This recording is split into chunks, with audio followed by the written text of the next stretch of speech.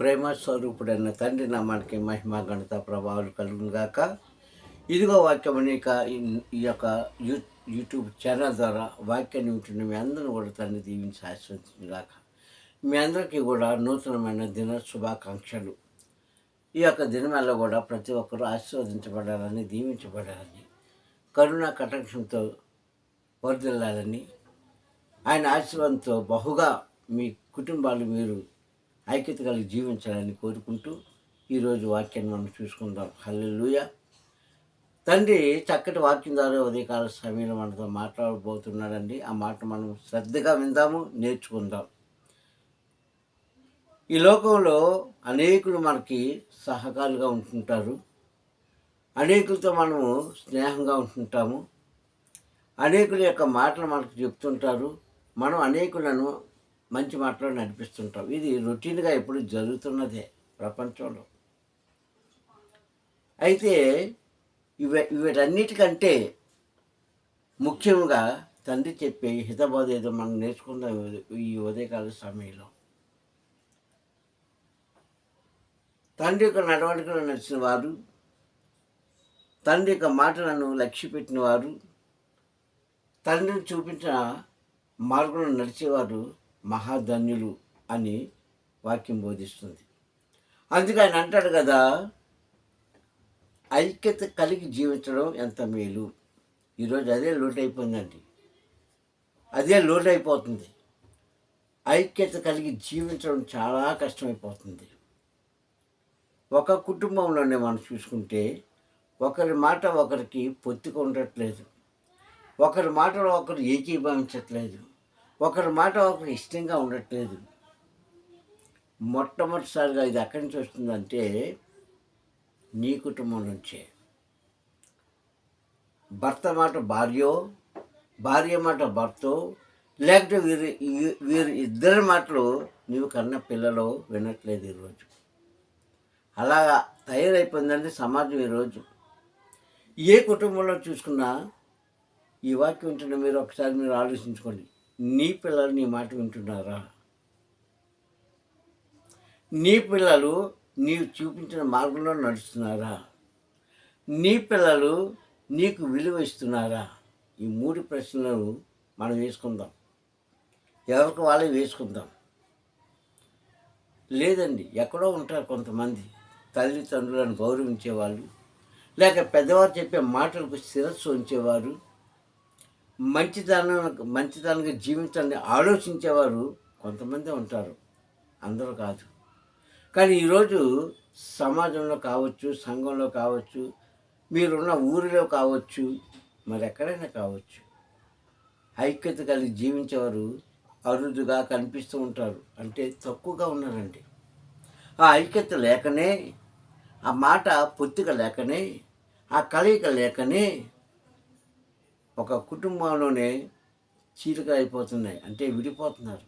ఒకే ఇంట్లో కాపురం చేస్తుంటారు, ఒకే ఇంట్లో నివాసం చేస్తుంటారు, ఒకే ఇంట్లో వారు పడుకుంటారు, ఒకే ఇంట్లో తింటూ ఉంటారు. అన్నీ ఒక ఇంట్లోనే జరుగుతాయి. కానీ ఆ ఇంట్లోనే నీకు శాంతి సమాధానం లేదు, ఆ ఇంట్లోనే ఐక్యత లేదు, ఆ ఇంట్లోనే మాట పొత్తిక లేదు, ఆ ఇంట్లోనే ఒకరికంటే ఒకరికి అభిమానం, ప్రేమలు లేవు, చల్లారిపోయాయి.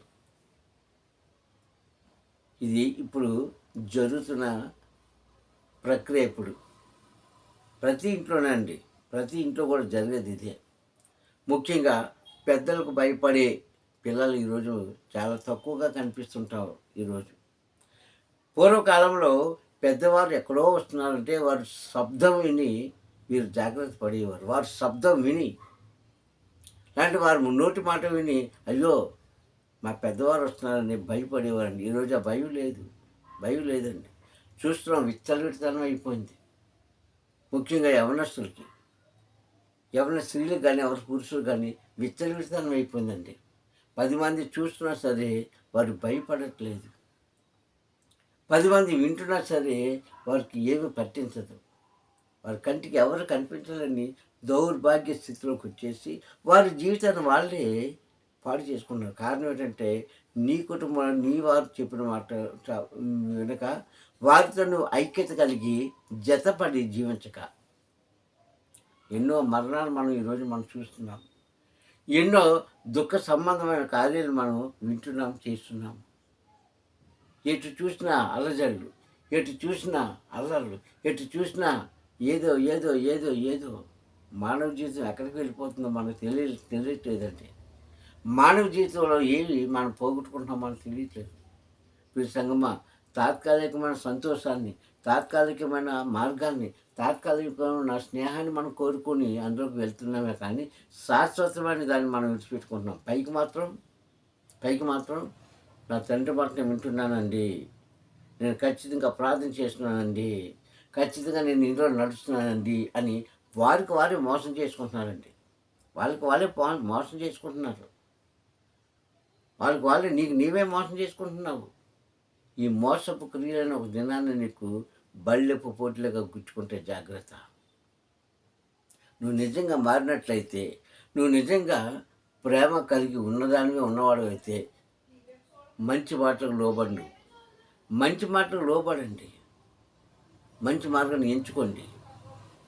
ఈ ఐక్యత లేకనే, ఈ జతపడడం లేకనే మీ జీవితాన్ని మీ చేతులతో మీరే పాడు చేసుకుంటున్నారు. మీ ఆరోగ్యం మీ చేతితో మీరే పాడు చేసుకుంటున్నారు. మీ ఆర్థిక పరిస్థితి నీ చేతితో నువ్వే తెచ్చుకుంటున్నావు నీ మీదకి. ఉన్నదాన్ని విచ్చలవిడిగా చేసుకుంటూ తింటున్నామని విచ్చలవిగా తింటే నువ్వు తిన్న ఆహారమే నీకు విసుగ్గా మారిపోతుంది. గ్రహించుకోలేకపోతున్నావు క్రైస్తవురాలా. మానవులండి, మనం తింటున్న ఆహారమే మనకి విషమైపోద్ది. అది గ్రహించుకోలేని దౌర్భాగ్య స్థితిలో మనం జీవిస్తూ మేము తండ్రి బిడ్డలు అని చెప్పుకుంటున్నాం. సిగ్గుచేటండి, సిగ్గుచేటు అది. తండ్రి కూడా దాన్ని అంగీకరించడు.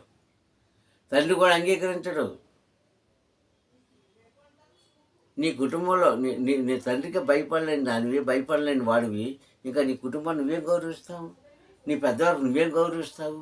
నీ పెద్దవారి మాట నీకే రుచి చెవులకి వింపుగా ఉంటాయి, మాట్లాడుకోవడానికి నోటికి రుచిగా ఉంటుంది. ఏమీ లేదు ఈరోజు. అంతా కళ్ళబలం అయిపోయింది, కలకత్సం అయిపోయింది. అయితే తండ్రి ఏం చెప్తున్నాడు మనం చూద్దాం. వాక్యంలో చూద్దామా? చూడాలి తప్పనిసరిగా చూడండి వాక్యం చెప్తుందో. 133 అధ్యాయంలో ఆయన అంటారు కదా, సహోదరుల ఐక్యత కలిగి నివాసం చేయటం ఎంత మేలు, ఎంత మనోహరము. ఏంటి? సహోదరుల ఐక్యత కలిగి నివసించుట ఎంత మేలు ప్లస్ ఎంత మనోహరము. మనోహరం అన్న మాటకి అంతులేని భావం కలిగిన మాట అన్నది. చూడండి, ఒకరిని నువ్వు చాలా అందంగా ఉన్నావు, నువ్వు చాలా బ్యూటిఫుల్గా ఉన్నావు, అంటే నిన్ను చూస్తే దేవలోకం నుంచి వచ్చిన దేవతలకు ఉన్నావు అని పురుషులు అంటుంటారండి, స్త్రీలను, యవ్వనస్తుని కదా. ఆ అందాన్ని వర్ణించలేమంటారు. ఇది లోకానుసారం అన్నమాట. మనోహరం అన్న మాటకి దాన్ని ఎలా వర్ణించాలో కూడా మాటగా అర్థం. అంత అందంగా ఉంటుందంట నీవు ఐక్యత కలిగి జీవిస్తే. సహోదరులతో అంటే నీ తోటి వారితో ఐక్యత కలిగి జీవించడం ఎంతో మనోహరం. ఇది ఎవరికి ఉండాలి? నువ్వు అక్కడికి ఉంటే సరిపోదు. నువ్వెంతైతే అభిమానిస్తున్నావు ఆ అభిమానం అవతల వాళ్ళు కూడా ఉండాలి. నువ్వు చూపించిన ప్రేమకు వారు కూడా ప్రేమ చూపించాలి. నువ్వు చేసిన త్యాగానికి వారు కూడా నీకు అవసరమైతే నీ కోసం త్యాగం చేయాలి. నీ దగ్గర తింటున్న వారు నీకు అవసరమైన వాడు, నీకు ఆకలిసినవాడు వారు కూడా నీకు పెట్టాలి. ఇది భావం అంటే, ఇది ఐక్యత అంటే. అంతేగాని ఒకవైపు ఉంటే అది ప్రేమ కాదు, ఒకవైపు చేస్తే అది త్యాగం కాదు, ఒకవైపు నడిస్తే అది మార్గం కాదు. అది శూన్యమే. ఒకరంట బిందు పట్టుకొని నీళ్ళ దగ్గరికి వెళ్ళి, చెరువు దగ్గరికి వెళ్ళి, దానితో పాటు ఆ చెరువులో నీళ్ళు తోడుకోవడానికి ఒక పాత్ర పట్టుకొని వెళ్ళాడంట. ఎందుకంటే బిందుని ముంచకుండా ఈ పాత్రలోని తోడు అందులో వేస్తే నిండుతుంది కదండి. పట్టుకెళ్ళాడు, బాగానే ఉంది. తోడుతున్నాడు, అందులో నీళ్ళు వేస్తున్నాడు. కానీ ఈ గిన్నెలోకి నీళ్ళు రావట్లేదు, ఆ బిందె నిండట్లేదు. ఏమిటని చూస్తే ఆ యొక్క పాత్రకి చుట్టూరు కన్నాలే ఉన్నాయంట. ఏంటి అన్నీ కన్నాలే. కన్నాతో కన్నాలున్న ఆ పాత్రతో నీళ్ళు పోస్తే అసలు అందులోకి నీళ్ళు రాలేనప్పుడు బిందెలోనే ఏం పడతాయి? లేదంటే బకెట్‌లో ఏం పడతాయి? పోనీ ఆ యొక్క పాత్రలో ఏం పడతాయి నీళ్ళు? అది చెరువులో నీళ్ళు కావచ్చు, నదిలో నీళ్ళు కావచ్చు. ఎక్కడైనా సరే. పాత్ర పట్టుకుని వెళ్ళా బాగానే ఉంది. అది తోడుతున్నాం నీళ్ళు, కానీ అందులో నీళ్ళు రావట్లేదు. ఏంటి ఎలాగవుతుందని చూస్తే దాని నిండా కూడా అన్ని రంధ్రాలే, కన్నాలే ఉన్నాయి. అలాగే నువ్వు ప్రయత్నం చేస్తున్నావు. నీ ప్రయత్నం సఫలం అవ్వట్లేదు. నువ్వు త్యాగం చేస్తున్నావు. ఆ త్యాగానికి అర్థం లేదు. నీ దగ్గర ఉన్నది పెడుతున్నావు. ఆ పెట్టుబడికి ఫలితం లేదు. నువ్వు మంచి మార్గంలో నడవమని చెప్తున్నావు. ఆ మాటకి విలువ లేదు. ఇది ఎలాంటిదంటే కర్ణాలు కలిగిన పాత్ర ఎలాంటిదో నువ్వు చేసే క్రియలు కూడా అలాంటివి ఈ భూమి మీద. ఒక మనిషి కోసం నువ్వు చేస్తున్నావంటే అది అవతల వాళ్ళకి కూడా ఉండాలి. ఈ నీళ్ళు అలాగైతే బిందులో పడవో నీకు కూడా వారు అలా పనికిరారు. నీ అవసరమైనప్పుడు చూసుకో, అది కాసుకో, వినుకో, నేర్చుకో.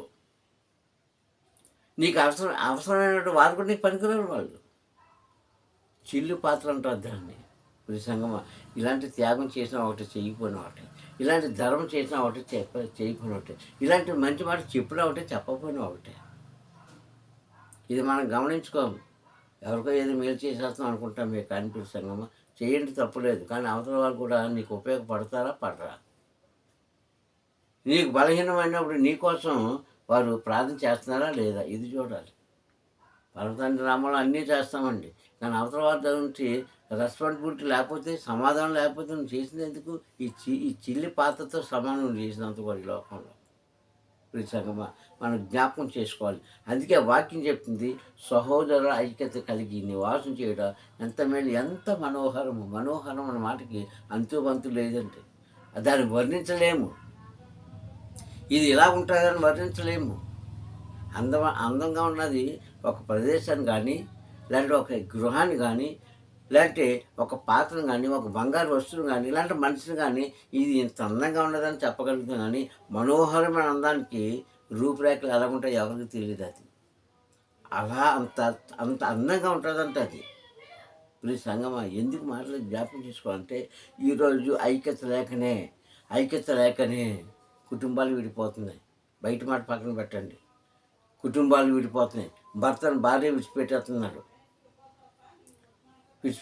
భార్యను భర్త విడిచిపెట్టేస్తున్నారు. వీళ్ళిద్దరూ కలిపి పిల్లల్ని విడిచిపెట్టేస్తున్నారు. పిల్లలు తల్లిదండ్రులను విడిచిపెట్టేస్తున్నారు. ఎందుకంటే ఒకరి మాట ఒకరికి పొత్తుక లేక. ఐక్యత అంటే పొత్తు కలుసుకోవడం, మాట అంగీకరించడం.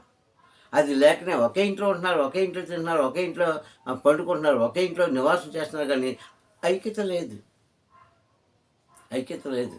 ఒక దినాన్న ఒక ఇంట్లో ఎంతమంది ఉన్నా సరే చక్కగా అందరూ కలిసి భోజనం చేసేవారు, కలిసి మాట్లాడుకునేవారు, కలిసి కష్ట సుఖాలు చెప్పుకునేవారు, కలిసి నవ్వుకునేవారు, కలిసి సంతోషంగా ఉండేవారు.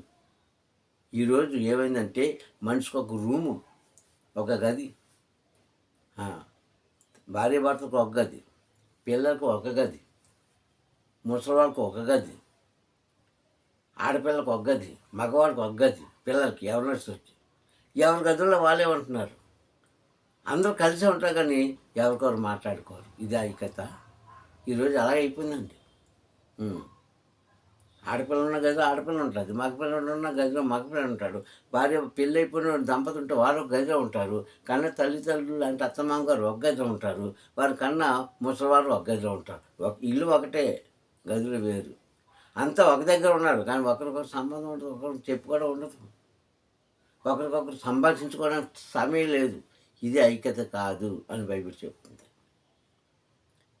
అందుకే ఐక్యత కలిగి నివాసం చేయటం అంత మేలు, అంత మనోహరం అంటున్నాడు. ప్రతి సంగమా నీంట్లో నీకే ఐక్యత లేనప్పుడు, నీవే కలిసి మాట్లాడలేనప్పుడు, నీ మాటే ఎవరికి ఇష్టం లేనప్పుడు, అందరి మాట నీకు ఇష్టం లేనప్పుడు ఇంకా నీలో ఐక్యత ఏముంది? సమాజానికి ఏం చెప్తావు? సంఘానికి ఏం చెప్తావు? బయటకు వచ్చి ఏం బోధిస్తావు? బయట జనానికి ఏమి నేర్పిస్తావు నువ్వు? శూన్యం. బయటకు వచ్చి మనం ఎన్నో మాటలు చెప్తుంటాం, అలా ఉండాలి, ఇది చేయాలి, అలా చేయాలి, ఇది అది ఎన్నెన్నో మాటలు చెప్తుంటామే.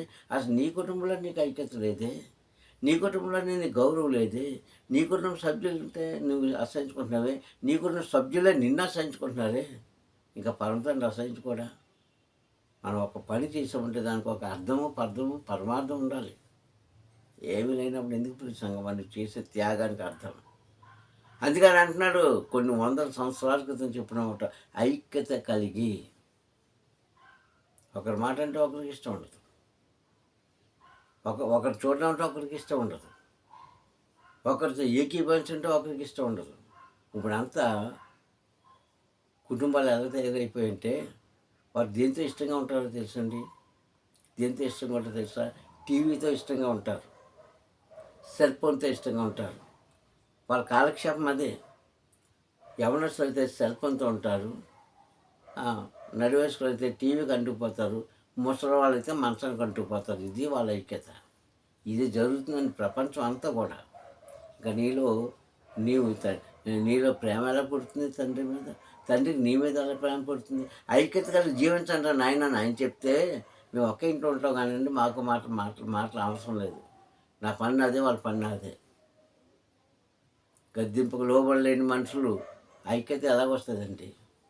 ఆయన మాటకు లోబడలేని వారికి ప్రేమ ఎలా పడుతుందండి? ఆయన మార్గంలో నడవలేని వారికి అభిమానం ఎక్కడ ఉంటుందండి? ఈ అభిమానాలు కూడా చచ్చిపోయి ఎప్పుడో కొన్ని సంవత్సరాల క్రితం మెస్సీ గారు చెప్పారు, 2000 సంవత్సరాల క్రితం. మత్తయి సువార్త 24 అధ్యాయం చెప్తారు, 14-15 వర్షంలో ప్రేమలు చల్లారిపోయి అన్నాడు.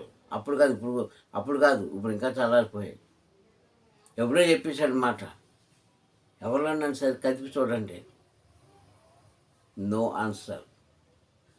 ఏమీ లేదండి, సమాధానం లేదు, శాంతి లేదు, ఐక్యత లేదు. అంతా కూడా సెల్ ఫోన్ మహిమైపోయింది, అంతా కూడా టీవీలు మహిమైపోయింది, అంతా కూడా లోకాలు మహిమైపోయింది. క్రైస్తవులు వీళ్ళు. కానీ గ్రంథం ఏం చెప్తుంటే, నీవు ఐక్యత కలిగి జీవిస్తే, నీవు ఒకే కుటుంబంలో ఉన్న మీరు ఒకరికి ఒకరు మాట పుట్టుకు కలిపి జీవిస్తే ఆ కుటుంబం వర్ధిల్లబడుతుంది. ఆ కుటుంబాన్ని నేను ఆశీర్వదిస్తాను, ఆ కుటుంబంలో మేలు చేస్తాను అని ఆయన చెప్తుంటే, లేదు నాన్న మాకు ఇదే సుఖంగా ఉందనుకుంటున్నాను మానవుడు, ముఖ్యంగా క్రైస్తవులు. వీరి సంగమా ఇలాగుండి మనం సాధించింది ఏమీ లేదు. ఒక్కసారి మీరు జ్ఞాపకం చేసుకుంటే, ఈరోజు ఈ వాక్యం ఉంటే మీ కుటుంబం ఎలా ఉంది మీరు ఆలోచించుకోండి. మీ కుటుంబ సభ్యులు ఎలా జీవిస్తున్నారో మీరు ఆలోచించుకోండి. నీవు వింటున్నావా నీ మాట? మీ ఇంటివారి మాట? మీ ఇంటివారు నీ మాట వింటున్నారా? వింటే ధన్యురాలే. వినకపోతే తండ్రికి అప్పగించుకోవాలా. ఈ సంఘం అని అంటాను కదా, అభిమానం ఉండొచ్చు, ప్రేమ ఉండొచ్చు, ఏదో త్యాగం చేయొచ్చు జనం కోసం. దానికి అర్థం లేకపోతే చిల్లి పాత్రతో నీరు పోసినట్లే. జ్ఞాపకం చేసుకోండి. అలా ఉండకూడదని మిమ్మల్ని ప్రేమపూర్వకంగా కోరుకుంటున్నాను. తండ్రి అందుకే అన్నాడు, ఐక్యత కలిగి నివాసించేది ఎంతో మనోహరం అనే మాటకి అర్థం లేదండి, బహుగా అందగారని అర్థం, బహుగా సుందరమైందని అర్థం. దాన్ని వర్ణించలేము. అలాంటి జీవితం మనం గడపాలి. ప్రార్థించుకుందాం. కనికర సంపన్నుడా, ప్రేమమయుడా, నీకు స్తోత్రములు.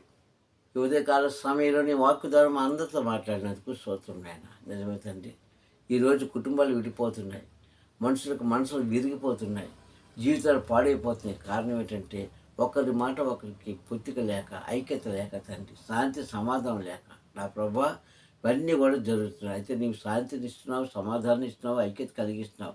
నీ మార్గంలో నడవలేక తండ్రి ప్రతి ఒక్కరు కూడా పడిపోతున్నారు తండ్రి. నాన్న నీ యొక్క కృపచేత వారిని బ్రతికిస్తున్నావు, లేపుతున్నావు. అయినను జ్ఞానం లేని మనుషులు తండ్రి చివరికి వారి నాశనాన్ని వారినే తెచ్చుకున్నారు. కనుక తండ్రి మంచి మాటలు గ్రహించుకొని మంచి మార్గంలో నడిచి, అయ్యి తండ్రి మంచి తలంపులు ఉంటే వారికి ఆరోగ్యం ఉంటుంది, ఆయుష్ కనిపిస్తున్నావు. అయ్యా, వారు భుజించింది వారి ఇంట్లో సమస్యను కూడా ఆశీర్వదిస్తానంటున్నా కనుక అట్టి మార్గం నడుచుకొని మనోహరమైన స్థలంలో నా తన పాలుపత్రులు పంచుకునే భాగ్యం కలుగు చేస్తామని మా ప్రియ రక్షకుడైన క్రీస్తు రాముని ప్రార్థన సమర్పించుకుంటున్నాను. పరమ తండ్రి. హల్లెలూయా, హల్లెలూయా, హల్లెలూయా.